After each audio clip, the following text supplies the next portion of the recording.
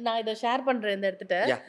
எனக்கு என்னன்னா, நான் ஒரு அளவு வெல் வெஸ்டட் ஃபேமிலிலேருந்து வந்த பொண்ணு தான். ஸோ வந்து ஒரு பைசாவோட கஷ்டம் என்ன இருக்குங்கிறது எனக்கு பெருசா பைசாவோட கஷ்டம் தாண்டி, ஒரு ஒரு பொருளுக்கு ஒருத்தவங்க ஏங்குவாங்கங்கிறது எனக்கு தெரியாது. ம். ஆனா, ஒரு பையனுக்கு ஒரு புது சட்டை போடுறது ஒரு கனவுங்கிறது, எனக்கு வந்து ஷரத்தோட அவரோட மெக்கானிக் ம். ஷாப்புக்கு ஒரு தடவ போயிருந்தோம். வ்ளாக் பண்றதுக்காக. ம். அவங்க ஓனர் பார்த்து பேசிட்டு இருந்தோம்.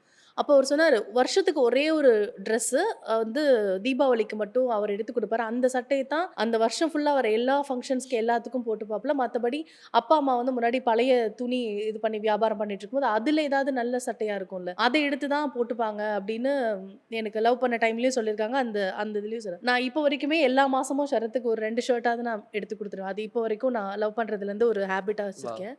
பட் எனக்கு அது வந்து ரொம்ப புதுசு. ஒரு பையனுக்கு ஒரு சட்டை வாங்கி போடுறது ஒரு விஷயமா தெரியல. இத இத திமிரா யாரும் எடுத்துக்க வேண்டாம். நான் சி, சி, சொல்றது சி. என்னன்னா, எனக்கு அப்படி ஒரு சைடு இருக்குங்கிறதே எனக்கு தெரியாது.